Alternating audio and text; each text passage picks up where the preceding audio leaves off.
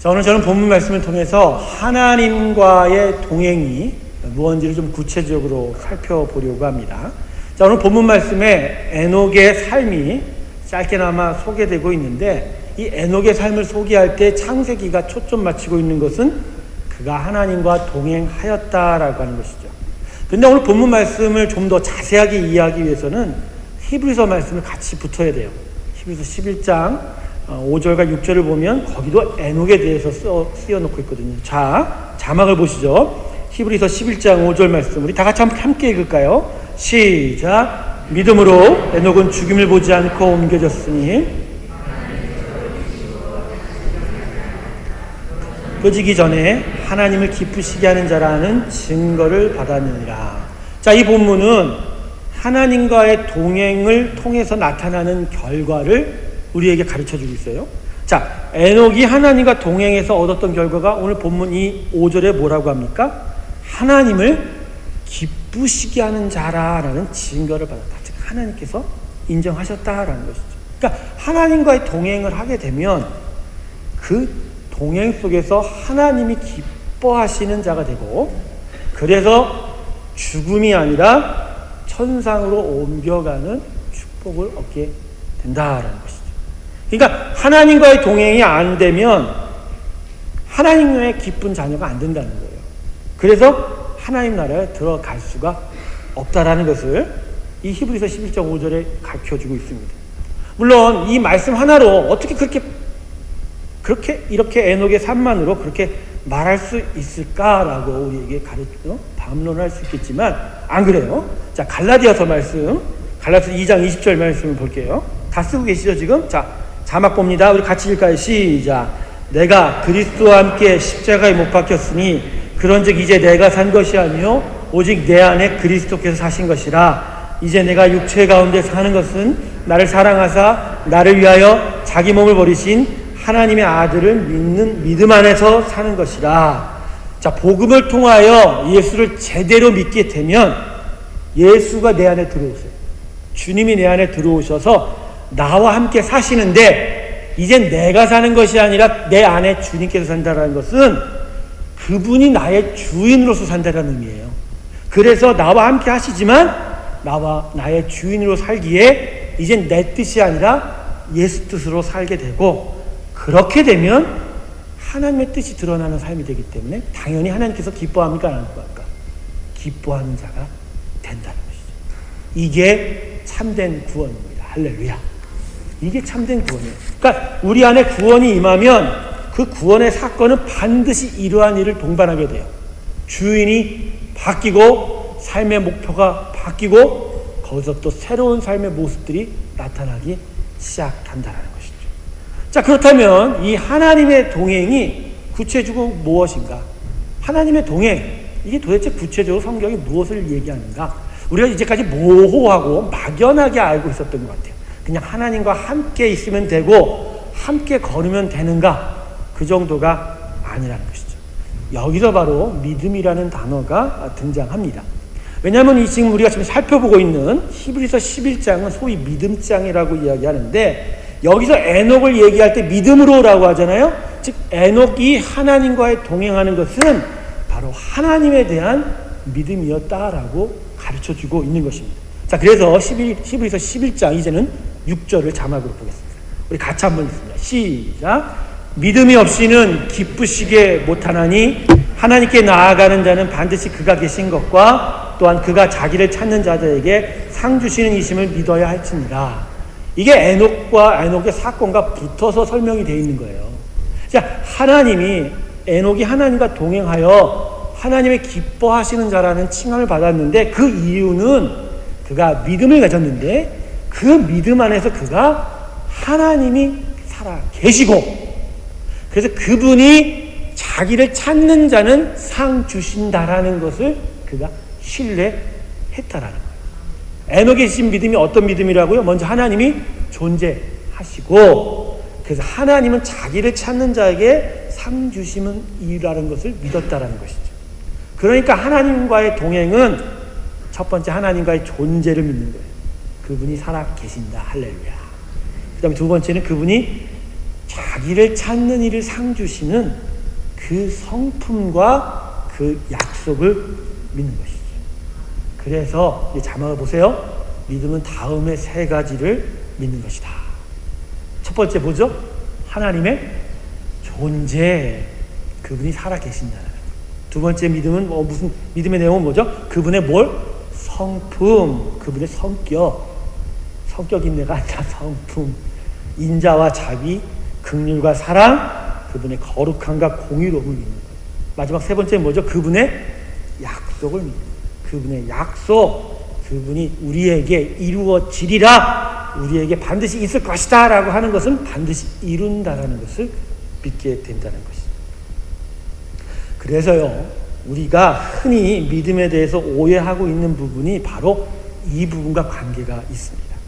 우리가 흔히 믿는다라고 할 때 무엇을 믿는다라고 하냐면 하나님의 전능하심이 우리 삶 속에 드러난 결과를 믿는다라고 해요.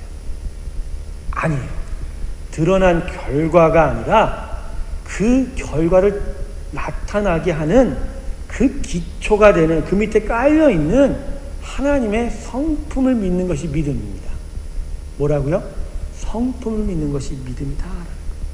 그래서 우리가 가끔 이 부분에 걸려서 자주 하나님을 의심하게 돼요.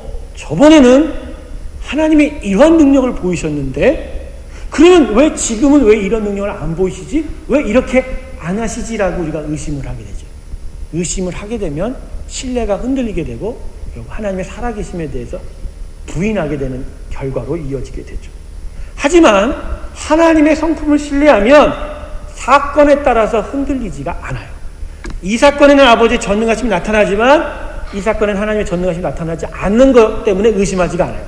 왜냐하면 이 두 개 다 그 밑에는 하나님의 성품이 있다는 것을 알기 때문에. 그렇잖아요? 자녀를 기르는 부모가 아이에게 항상 사탕만 주나요?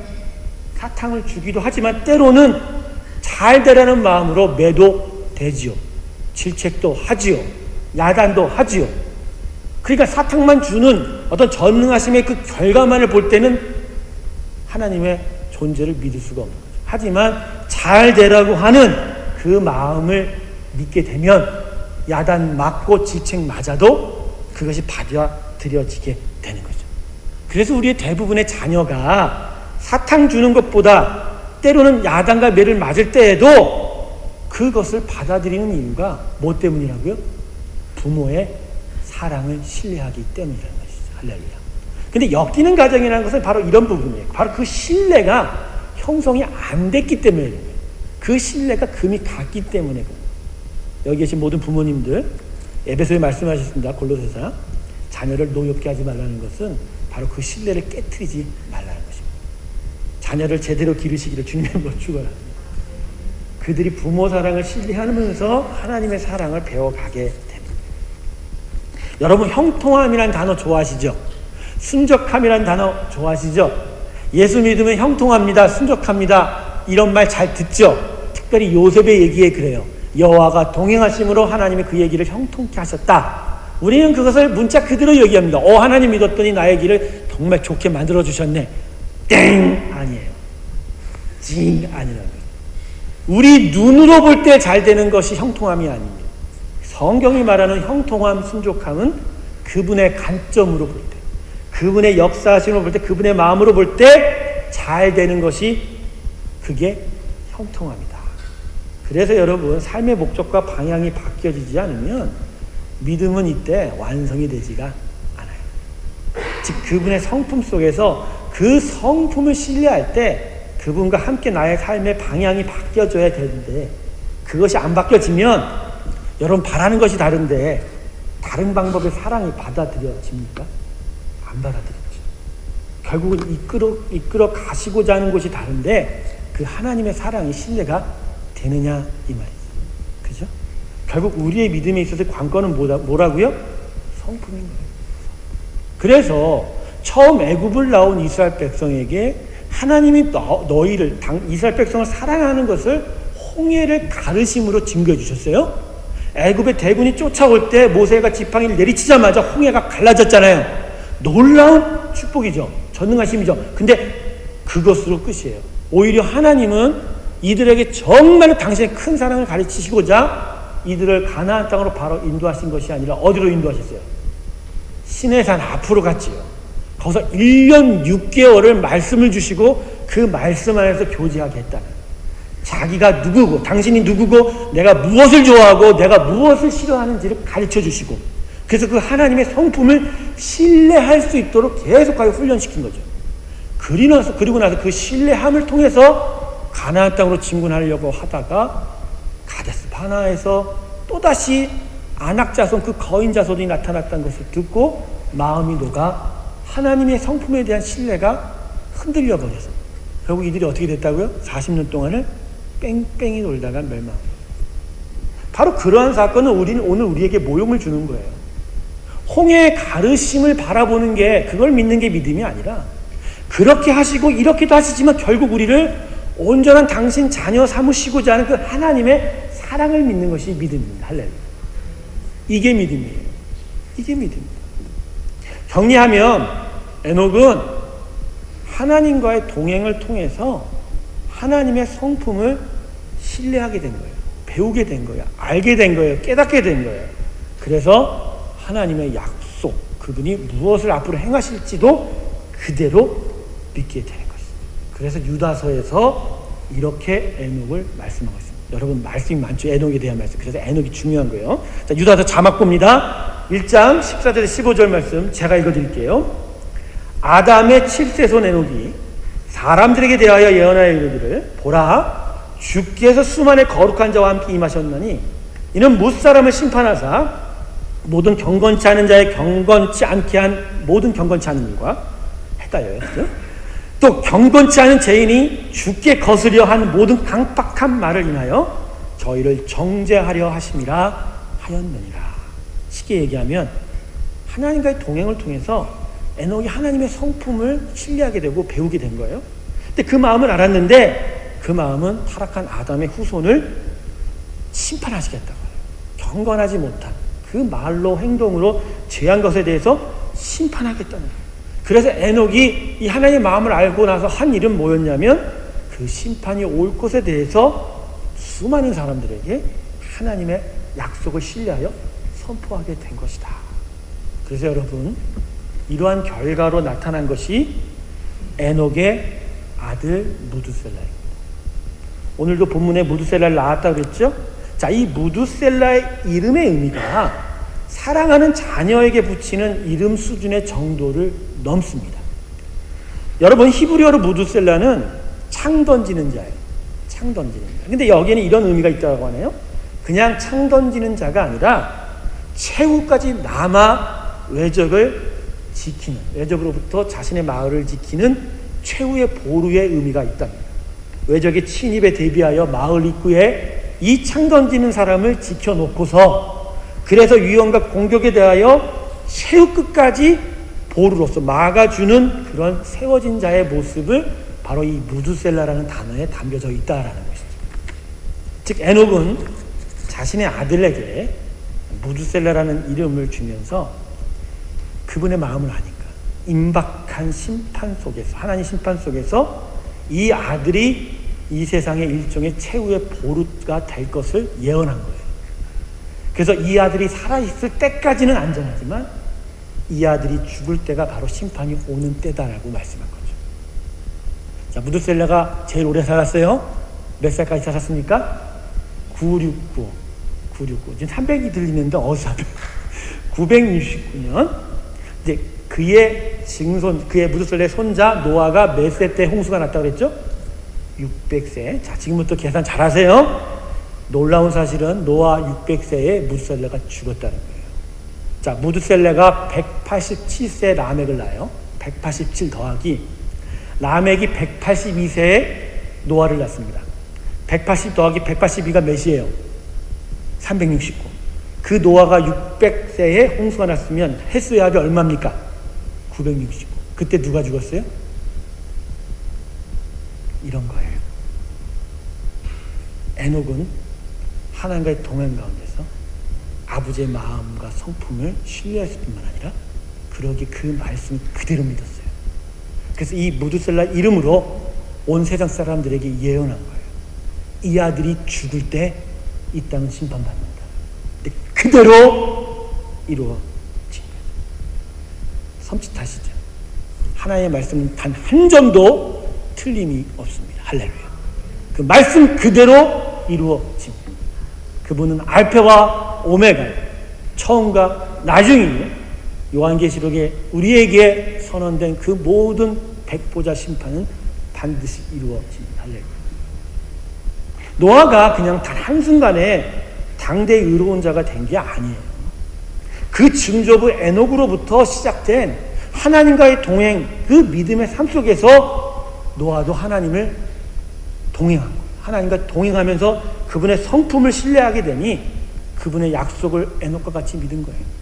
그러니 세상이 비웃을 때 그는 방주를 지을 수 있는 거죠. 믿음이 없이는 못 짓죠. 지을 수밖에 없는 거죠. 그래서 홍수가 날 때 오히려 믿었던 비웃던 세상은 심판을 받아 멸망을 당하나 그는 살아남은 겁니다. 할렐루야. 하나님의 동행 가운데서 그분의 성품을 신뢰하고 그분의 약속을 믿지 않으면 어떻게 된다고요? 심판받습니다. 그러나 그 말씀을 지키는 자에게는 복이 있나니 그가 살아남을지어다. 아버지의 동행과 그 성품과 약속 안에 들어가는 것이 바로 이 흔들리는 세상 속에서도 안전한 방주 가운데로 들어가는 것이다. 이게 노아의, 이 에녹의 동행이 오늘 우리에게 이야기하는 거예요. 여러분, 하나님과의 동행이 이렇게 중요한 겁니다. 이렇게 중요한 거예요. 그분과 함께 살면서 그분의 성품을 신뢰하는 것이 너무나 중요하고, 그래서 그 성품을 신뢰하기에 그분의 약속을 믿고 신뢰하며 사는 것이 이게 멸망치 않고 영생을 얻고 사는 길이다. 할렐루야. 하나님이 이 세상을 이처럼 사랑하사 누굴 주셨어요? 독생자 예수를 주셨으니 이는 저를 믿는 자마다 어떻게 된다고요? 멸망치 않고 뭘 얻는다? 영생을 얻는다. 멸망치 않으려면 바로 그분이 우리에게 예수 그리스도를 통하여 우리를 축복하신 일, 정말 당신의 그 성품과 약속을 믿게 하시는 일이 중요하다. 그래서 하나님께서 우리에게 십자가 예수를 주신 이유 중에 또 하나가 여기에 있는 거예요. 자, 로마서 3장 21절 보십시오. 자, 읽습니다. 같이 읽습니다. 시작. 율법과 선지자들에게 증거를 받으며. 자, 율법에 하나님의 한 의가 나타났어요. 율법도 하나님의 의예요. 다만 율법으로는 거룩하게 하지 못하기 때문에, 그래서 다시 하나님의 다른 의로움이 나타났는데 그 의로움은 십자가 예수가 죽고 부활하는 거예요. 자, 이것은 누구로부터 증거를 받은 것이라? 율법, 선지자. 이거 구약이에요. 즉 구약 속에서 하나님이 계속적으로 당신이 살아있고 당신이 정말 인간을 사랑하고 그래서 나의 말을 듣고 믿는 것이 너희의 살 길이라고 계속 말해왔던 것의 최종 증거가 뭐라고? 십자가라고 합니다. 그래서 십자가가 하나님의 성품에 대한 우리에 대한 증거예요. 하나님의 성품을 신뢰하도록 하기 위해서, 하나님의 약속을 믿게 하기 위해서 십자가에 자신의 아들 죽이시기까지 우리를 사랑하셨다고 말씀한 거예요. 그래서 그 십자가를 보면서 우리가 하나님이 정말 나를 사랑하시는구나, 우리가 멸망치 않기를 원하시는구나, 정말 영원히 살게 되기를 원하시는구나를 확신하게 되는 것입니다. 할렐루야. 그래서 세상 사람들이 주님한테 표적을 보여달라고 했지만 주님께서 뭐라고 하셨어요? 무슨 표적만 있다고요? 요나의 표적. 요나의 표적이 중요한 게 뭐예요? 요나가 물고기 뱃속에 들어갔어요. 며칠 만에 나왔어요? 3일 만에. 바로 십자가를 얘기하는 거예요. 여러분, 하나님의 전능하심에 드러난 것으로는 믿음이 안 됩니다. 뭘 믿어야 된다고요? 십자가에서 당신의 아들을 죽이시기까지 한 하나님의 사랑을 믿어야 됩니다. 할렐루야. 믿습니까, 여러분? 그 사랑을 믿어야 돼요. 그 사랑을 믿을 때 진짜 믿음 가운데로 들어가요. 그래서 그분의 그 사랑하시는 인격을 만나게 되고, 거기서 인격을 믿으니까 말을 믿게 되는 거죠. 여러분 살 때 그렇잖아요. 마음 놓고 사람한테 돈 빌려주지 않잖아요. 약속할 때도 정말 진짜 약속 제대로 함부로 하지 않잖아요. 왜 함부로 하지 않아요? 내가 저 사람을 어떻게 믿어 그러잖아요. 안 그래요? 어떤 사람이 약속을 그러더라고요. 내가 목사님을 어떻게 믿어? 그러더라고요. 진짜 어떻게 믿어요? 저를 어떻게 믿어요? 근데 믿고 약속하는 이유는 뭐죠? 신뢰가 되니까. 사람과의 만남은 바로 이런 거예요. 신뢰가 되기 때문에 하는 거예요. 오늘 이 자리에서 예배 드릴 때도 하나님이 정말 나를 사랑하시면 신뢰가 될 때 믿음의 예배가 됩니다. 그리고 신뢰하려고 오늘 정말 하나님께 간절히 요구합니다 할 때 예배가 돼요. 근데 그것이 아닌 그냥 기계적으로 나 여기 왔어요? 왔다 갑니다. 이건 우상숭배예요. 우상숭배예요. 전혀 능력이 없어요. 전혀 기적이 없어요. 전혀 힘이 없는 거예요. 중요한 건 하나님의 성품을 신뢰하는 가운데에서 예배가 이루어지고 우리의 믿음이 이루어진다. 이제 마지막이에요. 이제 슬슬 중요한 건데 마지막 내용이 더 길지도 몰라요. 그러면 구체적으로 하나님 동행이 뭔지를 알았어요. 그냥 같이 다닌 데가 아니라 하나님의 성품을 신뢰하는 거라는데, 그러면 하나님과의 동행이 우리 삶에서 구체적으로 어떻게 나타나고 배워져야 되는가? 하나님께서 우리에게 자신이 누구인지 성품을 우리에게 계시한다고 그러는데, 쉽게 얘기해서 가르쳐주는 방법은 3가지입니다. 이건 자막을 준비 안 했어요. 쓰세요. 첫 번째, 십자가 예수입니다. 십자가 예수를 통해서 하나님이 누구인지를 알게 되는 거예요. 두 번째는 뭐죠? 기록된 말씀이에요. 이 성경을 통해서, 구약과 신약을 함께 보는 성경을 통해서 하나님의 성품을 배우게 되는 거예요. 그리고 마지막으로 우리가 너무나도 즐겨하는 것이 있어요. 읽는 것도 싫고 예수 믿는 것도 싫으니 좀 몸으로 보여달라. 그래서 그분께서 삶 전체를 확 바꿔버리는 초자연적인 기적을 우리에게 주시기도 합니다. 그런데 이 초자연적인 기적이 우리가 원하는 식으로 오지 않는다는 것, 절대로. 아버지여, 나한테 로또가 당첨되게 하시면 난 당신이 살아계시면 믿겠습니다. 절대 대답하지 않는다. 그분이 하시는 초자연적인 기적은 야곱의 약복 깡가의 사건입니다. 그 사람의 환도뼈를 뻥 때려서 부러뜨리고 나서야 벌벌벌벌 기게 하는 그 사건으로 하나님의 성품을 믿게 한다는 거예요. 그래서 제가 뻥 당해서 여기 서 있어요. 저는 여러분보다 더 큰 죄인 중에 죄인입니다. 아무것을 갖다 줘도, 정말 이쁜 여자를 앞에 데려다 줘도 교회를 안 갔던 사람이에요. 그 이쁜 여자가 누구인지는 제 입으로 절대 말할 수 없다는 것을 성도님 여러분들께서는 양해해 주시고 미루어 짐작하시길 바랍니다. 듣는 부인께서도 마음에, 제가 이렇게 얘기를 안 하면 재미가 없습니다. 강팍한 심령을 깨트리는 삶의 사건으로 삶 전체를 확 바꿔버리는 사건이 우리 가운데 종종 일어나게 된다는 거예요. 근데 여러분, 무엇으로 하나님의 성품을 신뢰하는 것이 낫습니까? 어느 것이 낫어요? 어느 것이 나아요? 어느 것이 나아요? 상식적으로 대답하면 좋아요. 괜찮아요. 무엇이 나아요? 말씀이죠. 그래서 오늘 설교 제목이 뭐죠? 말씀과 함께 살라. 거기서 하나님을 더욱더 알아가세요. 그래서 그 변하지 않는 하나님의 성품을 신뢰하며 믿어가는 거예요.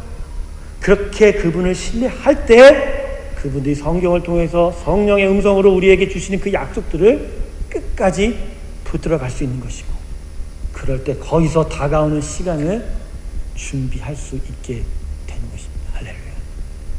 여러분, 무드셀라의 969년과 노아의 홍수해가 어떻게 딱 맞아지는 거에 들어서 소름이 돋았죠.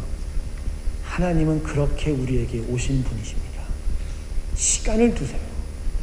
그 시간 안에서 계속하여 신뢰하게 하시고 그 말씀을 믿게 하신단 말이에요. 969년 동안을 기다렸던 하나님이에요. 그러니 그분이 정말로 홍수 심판을 버릴만 하지 않으세요? 다 기다렸기 때문에. 근데 그 사이에 그 하나님의 성품과 그분의 말씀을 믿은 자들은 얼마 되지 않았다는 거예요. 근데 그게 하나님은 너무나 속상해서 자기 아들까지 십자가에 죽이셨다는 거예요. 더 믿게 하려고. 정말 그 마음을 신뢰케 하려고. 그 아들이 처절히 거기서 죽어갈 때 하나님은 눈 깜짝하지 않았어요.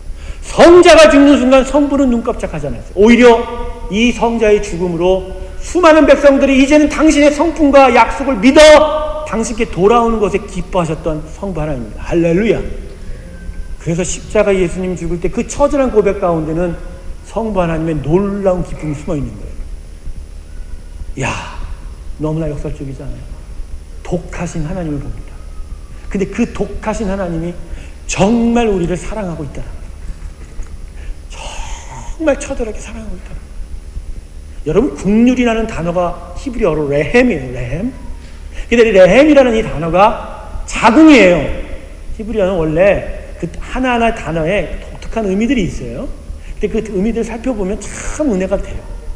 근데 레헴이라는 건 자궁이 왜 긍휼이 될까요? 여기서 아이를 낳아보신 부모님들은 알죠? 그 자궁에서, 그 안에서 귀하게 길렀던 아이들, 그 밖으로, 세상 밖으로 출산하고 나서도 포기합니까? 관심을 끊습니까? 내 태에서 만들었기 때문에 절대 포기하지 않죠. 끝까지 그를 사랑하고 보살펴주는 그 마음, 그게 긍휼입니다. 할렐루야. 성경은 바로 그러한 하나님의 성품을 배우는 거예요. 이분이 살아있을 뿐만 아니라 나와 관계가 있어. 그리고 엄청난 끊이지 않는 사랑으로 나와 함께하고 있다라는 걸, 그걸 성경을 통해서 배워가는 거예요. 이게 하나님의 동행이에요. 하나님의 말씀 안에서 그분의 성품을 배우고 그분의 성품을 신뢰하면서, 그래서 믿음과 신뢰를 쌓아가면서 그분이 우리에게 약속한 말씀들을 계속하여 하나둘씩 믿어가는 게 하나님과의 동행이라는 거예요. 그런데 성경 말씀 읽고 묵상하는 시간과 공간을 만들지 않는다라는 건 무슨 의미냐? 이건 하나님과의 동행을 하지 않겠다라는 거예요. 안 그래? 이럴 때 이러죠, 우리가. 마음으로는 하나님과 동행한대요. NO! 거짓말하지 마세요. 새빨간 거짓말입니다. 기억하십시오. 쓰세요. 동행은 반드시 하나님의 말씀으로만 됩니다. 우리 마음으로 안 돼요. 하나님의 말씀으로만 이루어집니다. 우리 스스로를 과대평가하지 마십시다. 우리는 너무 우리 자신을 너무 좋은 평점을 매겨요. 스스로가 마음만으로 하나님을 찾고 쫓을 수 있다라고 과신해요. 안 그래요, 여러분? 절대 못해요. 고개를 끄덕이시는 분이 있지만 마음으로 지금 상당히 반항하시는 분들이 있는데 여러분, 왜 하나님이 기록된 말씀을 주셨을까? 그분은 전능하기에 우리의 심령이 다 기록할 수도 있다 이거예요. 우리 하나님 말씀을 요만한 칩으로 집어넣을 수 있는 분인데 왜 기록된 말씀을 주셨을까? 이유는 하나죠. 우리가 게을르고 연약해서 마음으로는 안 되니까. 손과 눈으로 보고 붙잡을 수 있는 것이 필요하기 때문에 기록된 말씀을 우리에게 주는 거예요. 그래서 이 말씀을 통해서 함께 살아갈 수 있도록 도우시는 게 바로 이 기록된 말씀, 성경을 우리에게 주신 하나님의 은혜다 이겁니다. 할렐루야. 그런데 성경책을 딱 붙드는 순간도 이게 하나님의 사랑이에요. 할렐루야. 답답해. 주일 예배도 마찬가지예요, 여러분. 우리가 항상 그러죠. 마음으로 예배한다고. 그죠? 저도 처음에 그랬어요. 마음으로 예배할 수 있다라고 생각했어요. 천만에, 아까도 얘기했지만 우리 그런 존재 절대 아닙니다. 우리는요, 주일 예배를 너무 가볍게 여겨요. 그 집에서 영상 틀어놓고, 찬송가 음악 테이프 틀어놓고, 성경 보고 혼자 기도하면 그 예배 아닙니까? 그 자체는 예배죠. 그런데 그게 진짜 하나님과의 관계 안에서 하나님 배울 수 있을까요? 왜 하나님이 우리에게 주일마다, 7일마다 한 번의 예배를 드리라고 얘기하셨냔 말이에요. 보이는 예배 속에서 하나님을 배워가는 걸 통해서 내 마음의 예배가 시작된다라는 거예요. 이것이 훈련이 안 되는데 어떻게 마음의 훈련이 돼요? 그런데 우리는 안 그렇다고 얘기하잖아요. 정말 주일 예배 가볍게 여겨요. 다음 주일날 제 스스로 출석 체크 안 하게 만드시기를 주님의 이름으로 간절히 축원합니다. 할렐루야. 다 오시면 짜장면을 다 돌릴게요. 다 오시면. 내 사례를 다 쏟아서라도 다 오시면 내가 짜장면을 드리겠다. 이 정도 하면 여러분이 이제 주중에 묵상을 해야 되지 않나요? 목사님을 100개 먹어보자 라고 생각을 하는 거 아니에요? 여러분, 우리는 태어나기를 이런 수준으로 태어나지 않았다는 거예요. 물리적인 공간과 시간을 만들지 않으면 절대 하나님과의 동행의 삶이 훈련되지가 않고 시작되지가 않습니다. 바쁘다고요? 진짜 바쁘신가요?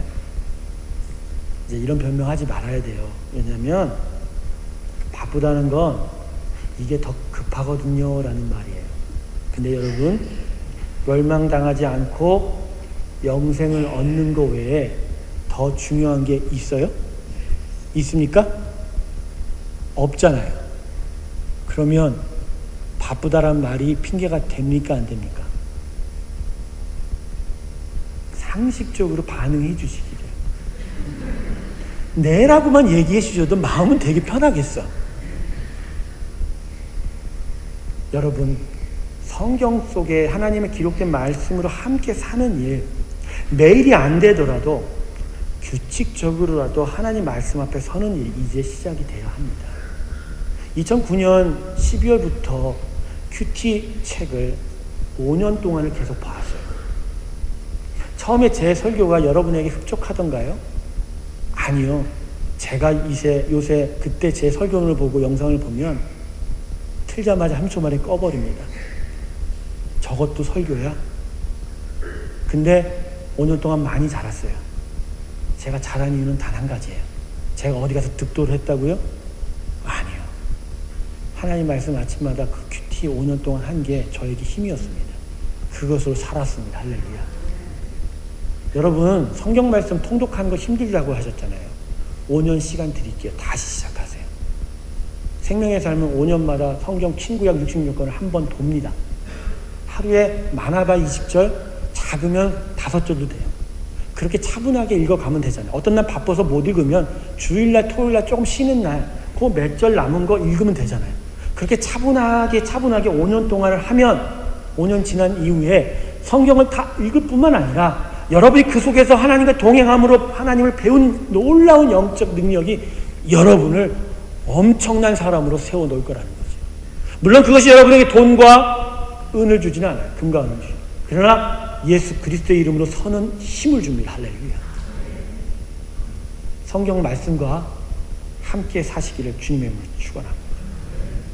하나님의 성품을 알고 깨닫는 인격적인 이 관계가 성경 안에서 없으면 죽는 거예요.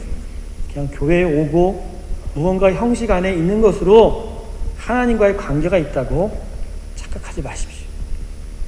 하나님은 인격이에요. 그래서 삼위일체의 한 분 하나님이지만 성부, 성자, 성령 할 때 그 위가 인격이에요. 영어로 person이라고 해요. person은 인격이에요. 그분은 인격적인 존재란 말이에요. 우리 안에 생기를 집어넣을 때 뭘 집어넣었다고요? 인격을 집어넣은 거예요. 그래서 그 인격과 인격이 만나지 않으면 관계가 안 되는 겁니다.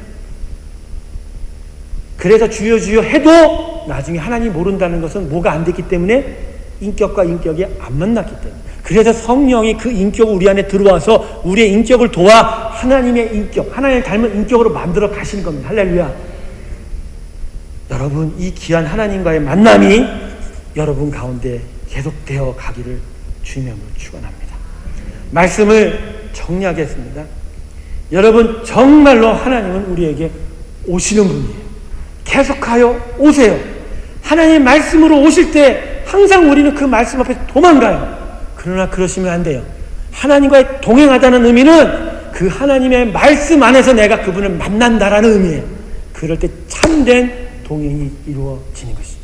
이제 다가오는 시간 2015년 새해부터 우리 삶에 하나님의 거룩한 동행, 즉 말씀과 함께 사는 동행이 시작되기를 원합니다. 다시 되기를 원합니다. 더욱더 강하게 시작되기를 원합니다.